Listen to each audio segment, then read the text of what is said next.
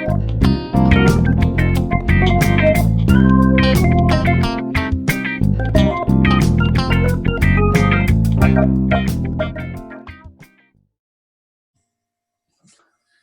everybody, it's Frank Norris here from the Frank and Stan Chat, and as you can see there are 4 faces on the screen, so we have a couple of guests. So first of all, let me welcome Stan, the other half of the Frank and Stan Chat. Good afternoon this time. Yes, it's good afternoon. We don't normally do these in the afternoon, do we? And our 2 guests, and on the bottom left-hand side of my screen is, I think that's the younger of the 2, if you don't mind me saying that, Graham. Not at all. Who have we got there? Tom Trowell. I'm a teacher in Leeds at Co-op Academy Woodlands.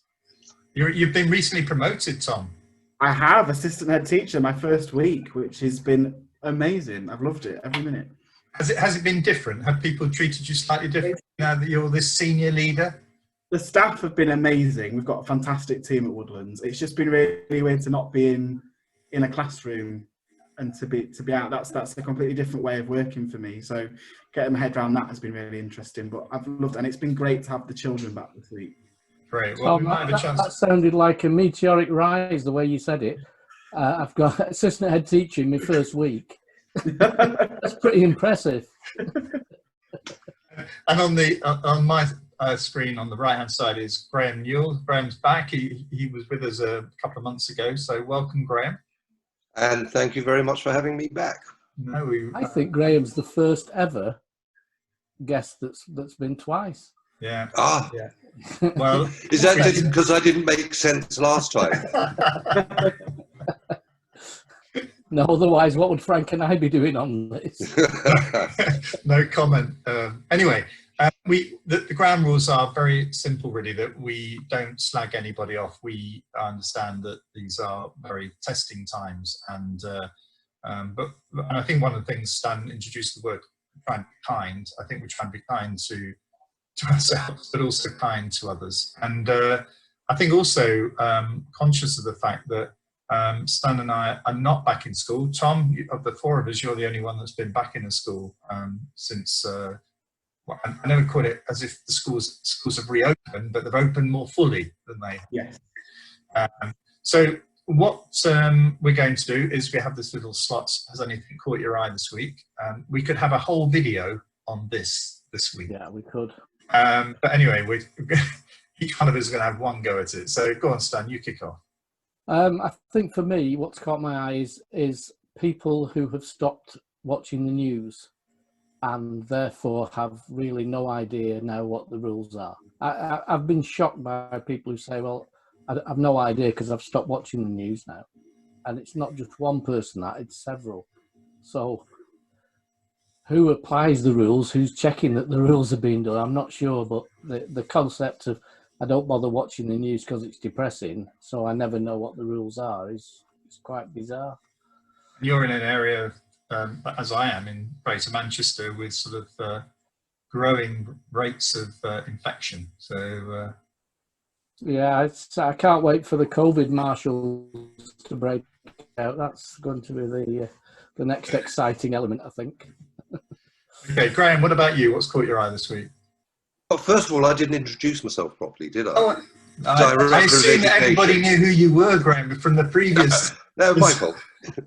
Director of Education for Iris Connect, but I've been in education for far too long. What caught my eye? A little story. I was contacted by a teacher from Pitcairn. Now, if you know where Pitcairn is, it's in the middle of the Atlantic. If they want to visit the nearest school, it's a 12-day return journey. Wow. And she is the teacher for Pitcairn, which has a population of 49 or 50, depends how you count it. And she's self-sponsoring an MA, which I think is really powerful. Yes. And there was a little quote by a bloke called Ben Horowitz, who's an investor, an edtech investor, who said that being too busy to train is the moral equivalent of being too hungry to eat. And that is something that she has actually taken to heart. So, you know, and she's sort of reaching out to teachers in the UK and New Zealand and everywhere else to provide her with support, which I think is a really positive thing. So if there is anybody out there, we may as well use it. Absolutely. If there's anybody who wishes to connect, I'm sure Graham, through Stan and myself, will be able to connect you to Graham, who can put you in touch. So can I give you the theme at the moment? Yeah. Her theme at the moment is creating a writing intensive classroom using some of the principles behind Teach Like a Champion. Right. Wow. Right. So anybody out there that thinks that's, they can contribute to that, and please get in touch. Who would have thought that we would have reached the Mid-Atlantic with a single teacher teaching what? Absolutely. 4 children. I'm sorry, I missed that. Does she teach 2, 3, or 4 children? How many is it? Well, the secondary pupils go off to New Zealand. Oh, right. And they are counted in the census. I see. Right. Tom, what's caught your eye? Something that I saw on Twitter today, actually. I'm a big Twitter head, and it's actually another one of the co-op schools has written a book, and the proceeds of this book go to charity. The book's called the Wrinkle People, a celebration of our unique and creative 3 to 5-year-olds. And I thought, wow, because this school is just around the corner from us, and even though we're so close, it's a very different school, and the children are very different, and that's what makes working in our area of Leeds so interesting. And I can't wait to read it. I think it's really interesting. Co-op Academy Oakwood have written this book, and that early years department there is one of the best I've ever seen. It's absolutely surprised they're doing this. It's a staggering quality. And what's caught my eye? Well, we've only broken the law in a limited way. Dear me, and how that plays out when we talk to young people about why we have these laws and these rules and how important it is that we adhere to them. It does put us all on. I mean, I feel as a head teacher, it would put me on very sort of weak ground if actually the government of the day were willing to break the law. Whether or not it breaks our law or somebody else's international law, because we reached an agreement with them, I think it's dreadful, shocking. So that's what's caught my eye. So let's on to more positive things. So the reason why we were keen to invite Graham and Tom here is because there is some really interesting work going on using video technology. And I think, Tom, you've been leading the way, I think, in a number of schools. And I think it's all been set up very much by Graham's technology. So I wondered if you would mind just explaining, to those that are watching, what it is you do, what it is you do, and how beneficial is it to teachers who get involved in it? So my school is part of the Co-op Trust, and they a couple of years ago rolled out an initiative to use Iris Connect as a video tool to help teachers develop their practice and to share practice. The trust is growing, and one of the things that the leaders of the trust were keen to do was to let teachers see what's going on in other schools, but especially in primary school, we struggle to see other teachers in our own schools. Let's even forget about COVID and going into other classrooms and things at the minute. So it's a fantastic tool to help teachers record whole lessons if they choose to, parts of lessons. It's really down to the teacher. It's the control is really in their hands to record what they are doing, and then they have the control to share it. And I felt very lucky. When I started teaching, I wasn't at a co-op school. I was at a school in North Bradford, and we took part in a project by EEF that was around dialogic teaching and the talk in the classroom. And part of this project, it was expected that I, as an NQT, would record myself once a week. And then I would sit with my mentor and we would watch part of the lesson back. We wouldn't sit and watch the whole thing, there was too much, but we'd sit and watch, my input. And at the start, it was terrifying because I'm sat with a teacher that is new to me, but has been in the profession for years. I'm brand shiny new, have got no idea what I'm doing, and I'm just trying to get through each day. And I've got to show them a lesson a week and watch myself back. And it was terrifying at first, and it took me a few weeks to get my head round, actually, this person sat with me watching this is not watching this to judge me, they're watching it to help me.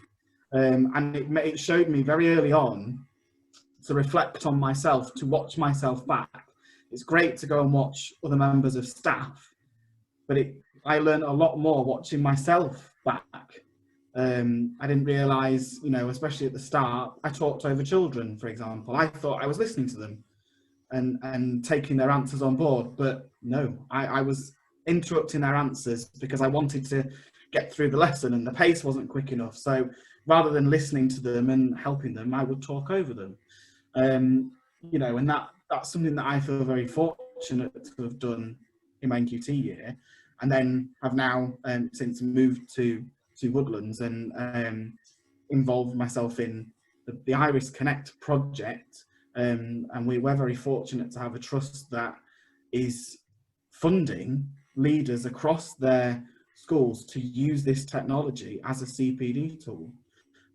So we as a school, we started it, we rolled it out again, focusing on questioning as a whole staff team, and expected teachers to go and record themselves, how they questioned, how did questioning work, and then share it back to us later on, just to get teachers involved in using video technology and to get them confident, to understand that it isn't a tool to be used for judgment, it's for professional development and teachers to develop themselves.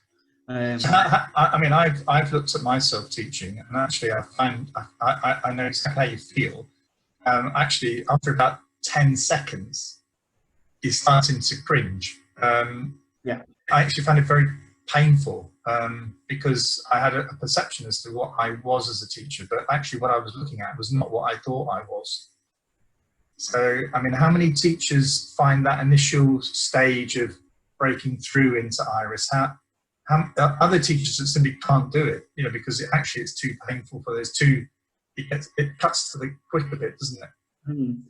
One thing that we encourage teachers, especially at Woodlands, is if you really are that terrified of watching yourself, you can put the camera on the children that you're working with as a starting point to get into recording yourself, because it is, for some teachers, it is too much and they just need to slowly go in and put the focus on the children for a bit.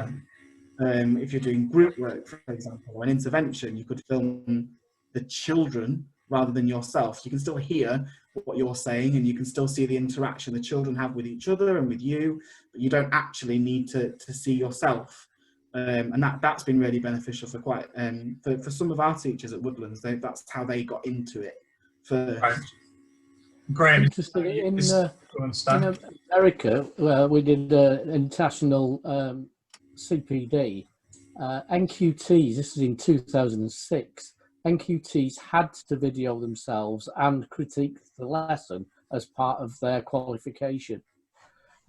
The technology is not like it is now. They had a technician with a video camera in the classroom with them filming everything, which is why when we were in Lancashire, we said no, we couldn't afford to put a technician into every classroom with an NQT. But the principle was the same, that it was a self-evaluation, a self-critique of their teaching, and then they had to show how they had improved over the time period. Graham, there was I was looking at some research this week, it was just timely. It was saying that simply videoing yourself and reviewing your own practice itself is not enough. Is there some academic research that supports the view that you do need to have that dialogue with another teacher or a mentor or somebody to actually draw out the best of it? I think there is an argument that actually self-review and self-criticism is powerful and important in itself. But if you actually look at all the research which is around coaching and mentoring, then it depends on what sort of coaching and mentoring you have. I mean, many years ago, we were linked to a project in America where the idea of the coach was to tell the teacher what to do. And it wasn't about creating a constructive dialogue with the teacher or the NQT. I mean, I don't know if you found, Frank and Stan, that one of the biggest learning experiences I ever had was observing other teachers. And I used to learn a lot from observing. So, I mean, I'm not going to say mission statement, but it's one of our things is that the greatest resource in education are teachers. And actually, if we can create a collaborative environment in which they work, then actually we learn from each other the whole time. So, you know, we are in incredibly uncertain times. And, you know, we do need to have good CPD wherever we are and whatever we're doing. And part of that is that teachers have got to develop adaptive expertise. I mean, whatever you learned when you were at college has got out well, whatever I learned when I was in college was probably written on a slate chalkboard.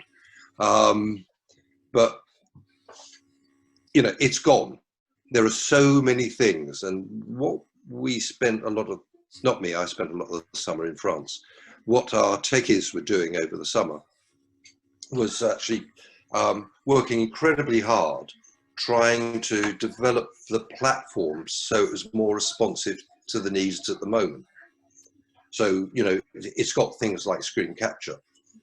So if you are delivering a lesson using Zoom or anything else, you can actually capture your teaching and then put it up onto the board itself, so you can actually do that analysis and share it. But they actually went a bit further, and they've created now a video conferencing tool and breakout rooms, interactive whiteboards, so that if you want to, this now provides an alternative to some of the other systems, or if you are using another system, you can upload it into Iris Connect. So it's this whole idea, really, that teaching, CPD can happen wherever you are, whatever the circumstances, and happen wherever the pupils are. And if you want to use Iris Connect now for actually delivering to people, that's great. If you don't, that still doesn't mean that all of us don't have to learn. I mean, I might get round to watching this at some point and cringe about the way I'm delivering. If anybody's got any constructive comments watching this, just post them directly to Frank and Stan. Can I just refer back to being kind before we go any further with that one?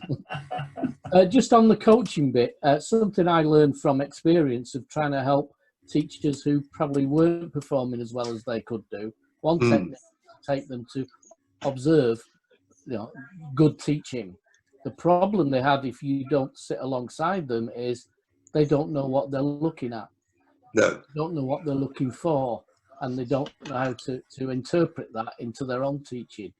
So actually, you know, having a coach stroke mentor, somebody who can say, did you notice that, makes a significant amount of difference than allowing someone just to self-evaluate. Yeah, and I'm sure Tom can... Yeah, I was going to say, if Tom's been doing some work at another school, haven't you? You've been leading the development of Iris in another co-op school. And I'm wondering if you want to just tell us a little bit about your experiences of that, where actually there isn't, you know, this is new, you're having to introduce it, you know, there's not a culture of this. So I'm just wondering, you know, how that's worked out for you. The nice thing about one of the things the Co-op Trust do is an induction day with the staff team, and historically this was at their gorgeous headquarters in Manchester. Obviously that wouldn't be happening at the moment, but what was really nice about that day is I was invited to come along and speak to a whole staff team about something that the co-op is really putting time into, and because they are joining this trust, they are going to be doing this as well. And it's that feeling of, you know, you are joining this trust, you might feel that things are going to change quite drastically, or, you know, the other schools are so much further ahead in their development in this trust than you are, but actually I've come along here to talk about us at Woodlands who, you know, we've rolled it out a while, but we're adapting how we use Iris Connect. So at first it was for questioning, then we focused on teachers and their sort of expertise and their leadership areas. So we had groups of teachers working on SEND and EAL children and gifted and talented, going out and recording practice, and then we shared that as a staff team in staff meetings. You know, the last year we used it to record all of our CPD sessions, so that if you wanted to go back, or we had people come into school to deliver CPD, we used it as like a CPD menu. If you had teachers that were on maternity or were part-time, they could go and watch that CPD as well, and that was all recorded on the Iris platform. What was really nice for new schools or schools that haven't used it before was to see that there is no expectation of how you use it. How you use it is dependent on you and your team and your school. So just because we've done it one way at Woodlands doesn't mean it's the same in every co-op school. And we have Iris Leader Network meetings, which are really useful. All the Iris Network leads, all Iris Connect leads, sorry, get together from all of the co-op schools and share what we have been doing in our schools, because it shows us as leaders how differently it can be used. And it you know, a lot of schools liked the idea that we had at Woodlands of creating a menu to direct staff to see what is on Iris, because we had so many groups, they didn't know what was available. So that's one of the really nice things, is that it's so flexible and you can use it in any way you see fit to benefit your teachers. So, believe it or not, we've gone on for about 20, just over 20, maybe 25 minutes there, folks. If somebody watching was keen to understand more about this, what Stan and I will do at the end of this video is we'll put a link on the last page, so that people can go and log in there to take you to the Iris Connect website, so they can make contact and also see a little bit more about what Iris can do. Is that okay, Graham? That's perfect. There was a question. You won't have time to answer it at the moment, go on, Tom. Go on. Let's have the question. Have you ever used in-ear coaching? We haven't at our school. I know some of the high schools in the Co-op Trust use it quite a lot.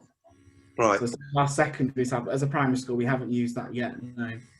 Just a very interesting idea to be able to do in-ear coach remotely from a totally different building. Good for some people, not good for others. And, you know, it's a very, the research on it is fascinating. You're keen on this, aren't you, Stan? All this coaching, Mark? Yeah, well, I did quite a bit of coaching and coaching training at the end of my time in Lancashire, because we saw that, particularly for head teachers, as something that didn't exist and had great positive impact on the group of head teachers who modelled it. We didn't try it by video, I have to say, but I can't see any reason why it wouldn't work, but I would guess it won't work for all. Absolutely. That would be my guess of. Yeah, that's what we find. But it's, I mean, someone who coached me when I was taking on a difficult situation, it was just on the phone he coached me, and the last line was one that made the biggest difference, because the last line, and it was somebody who knew me, who just said, well, this will test whether you've got good leadership skills or not, won't it? And made me so angry that I was absolutely determined that this was put right. And afterwards, he explained to me that he worked in sport, that's a technique they use to give you what he called the edge, to give you an edge. Well, I'm a big advocate for this technology, whether it's Iris or, because there are other providers out there, but I could see when I was the CEO of the Co-op, this had massive potential, and I'm delighted that Tom has become such a strong advocate for it, and I'm even more excited that the trust is continuing to put resources into this. I think it's groundbreaking stuff. I think to have that happening across 20 odd schools across the north of England, very proud of it. So anyway, that's it for this week. thank you for joining us, and I think next week, Stan, so it won't be anywhere near as interesting. So anyway, thank you all for joining us, and it's cheerio. Yeah, thanks everyone. So